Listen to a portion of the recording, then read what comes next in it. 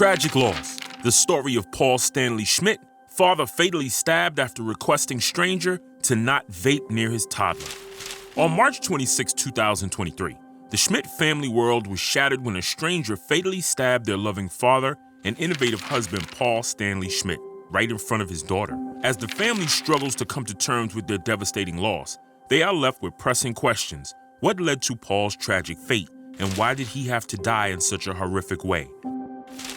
Welcome to AF Crime, the channel that brings you fascinating crimes all around the world. If you're interested in this kind of content, then this channel is for you. Make sure to like this video, click on the subscribe button, and turn on the notification bell to keep you updated on our recent uploads. Join us as we delve into the details of this shocking crime and seek answers for the Schmidt family.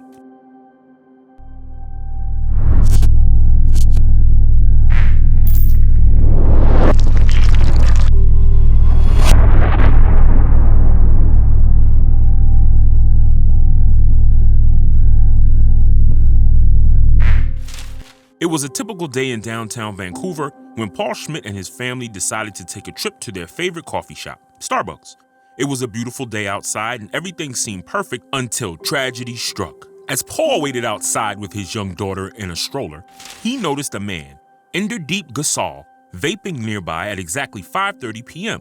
Concerned for his daughter's health, Paul politely asked Gasol to stop vaping around them.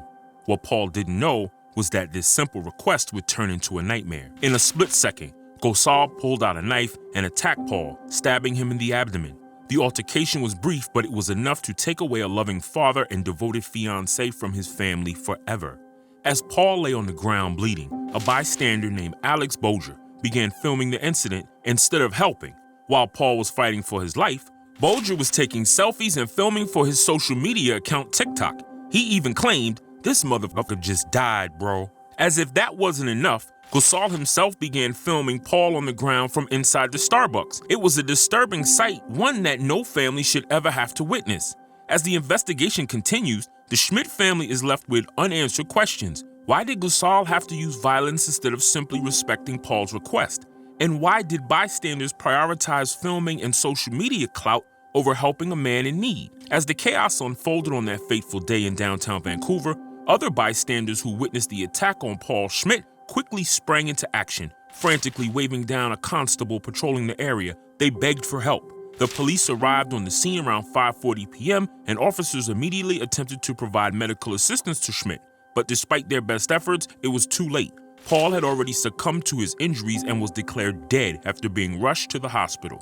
Meanwhile, the attacker, Inderdeep Gasol, was apprehended by police on the scene without resistance. It was a small consolation for the Schmidt family knowing that the perpetrator was in custody, but it didn't bring back their beloved Paul. The shock and devastation of losing a loved one in such a violent and senseless manner is almost impossible to comprehend. The Schmidt family was left to mourn their loss and wonder what could have been done differently to prevent this tragedy from occurring. But even in the face of such heartbreak, the family remained determined to seek justice for Paul. They refused to let his death be in vain and rallied for the authorities to hold Gasol accountable for his actions. The suspect is 32-year-old Inderdeep Singh Gasol, and according to Vancouver police, he has been charged with second-degree murder. It's hard to imagine what could drive someone to commit such a senseless act of violence, but even more surprising is the fact that the victim and suspect didn't even know each other. The bystander, Alex Bolger's video, quickly made his way to social media platforms like TikTok, Instagram, Reddit, and Twitter. The video's virality sparked conversations about the bystander effect and the morality of filming violent incidents instead of intervening. Critics compare Bolger's actions to Logan Paul's infamous Suicide Forest video, calling it extremely infuriating. Charles White Jr., an internet commentator, expressed his anger and disgust at the situation, highlighting the insensitivity of filming a violent crime and posting it on social media. In an interview with Global News, Bolger claimed that he was traumatized by the incident and only smirked in the video because he tends to smile during uncomfortable situations. However, he later posted another video where he expressed his lack of empathy, saying, "Human life, to me, if I don't know you, it's meaningless." This statement only fueled the backlash towards him, with many calling for his social media accounts to be taken down. Adding fuel to the fire, Bolger reportedly returned to the Starbucks where the stabbing occurred to take pictures of himself smoking cigarettes for social media. His behavior seemed callous and disrespectful towards the victims and his grieving family. Schmidt's sister, Jessica Fox, took to Facebook to express her anguish and disgust at the attack and the person who filmed it. She wrote a heart-wrenching post pleading with people not to watch the video and condemning the person who filmed it. Her words were raved with emotion and pain as she typed, "Someone took my brother's life yesterday and another person filmed it. Do not watch." Instead of calling the police, and worse off, posted it on social media very clearly for views. Their mother, Kathy Schmidt, was equally devastated and spoke to the Vancouver Sun about the tragedy. She expressed her disbelief and horror at what had happened, saying, "This is so horribly wrong what happened," and questioning the motives of the attacker, Gasol. "Had a knife. I don't carry a knife into a coffee shop. Do you?" she asked, highlighting the senselessness, the act that had taken her son's life. In the midst of their grief, the Schmidt family received an outpouring of support from their community. The Vancouver Police Department, along with Mayor Ken Sim, issued statements asking people not to share the video and to respect the family's privacy during this difficult time. A GoFundMe fundraiser was also set up for Schmidt's fiancée, Ashley Umali, and their daughter Erica. The fundraiser was organized by the local Dr. Sun Yat-sen Garden Society, whose executive director, Lorraine Lowe, was a neighbor and friend of Umali's cousin. The goal was to raise enough money to help the family with their expenses during this challenging time. The year was 2023, and Vancouver was reeling from yet another senseless act of violence. Schmidt had become the 6th homicide victim in the city this year. On March 28th, conservative leader Pierre Poilievre addressed the alarming increase in knife crimes in Canada's big cities, citing Schmidt's killing and 3 other stabbing deaths that had occurred within the past 3 days. As the investigation into Schmidt's murder continued, police spokesman Sergeant Steve Addison revealed that they believe dozens of bystanders had witnessed the tragic incident.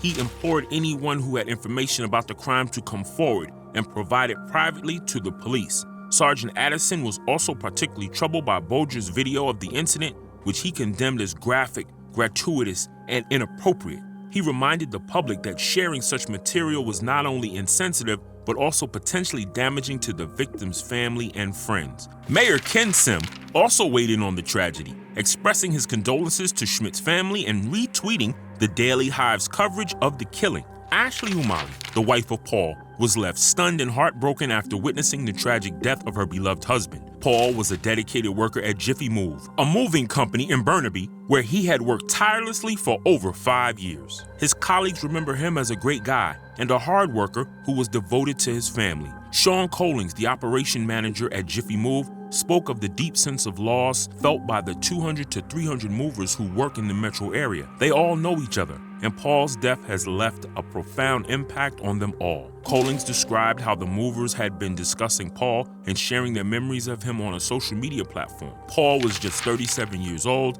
and had been the sole breadwinner for his family, working 5 days a week at a physically demanding job. As Ashley struggles to come to terms with the loss of her husband, she takes comfort in the memories they shared together. On Paul's website, she finds solace in the many photos of their young family, a testament to the love they shared. In the introduction of the page, Paul had written, "I love Ashley and Erica Schmidt." The aftermath of Schmidt's killing served as a wake-up call for the city and its leaders. The incident highlighted the need for more robust measures to combat knife crime and keep the public safe. It also underscored the importance of bearing witness and providing support to victims and their families in the wake of such tragedies. Please share your thoughts and opinions in the comments section below on how we can prevent this type of crime from happening in the future. AF Crime strives to bring you more such cases, so if you are interested, do subscribe to our channel, where we bring you multiple videos per week, and don't forget to click on the bell icon to receive notification whenever we publish a new video. Till the next case, and thanks for watching.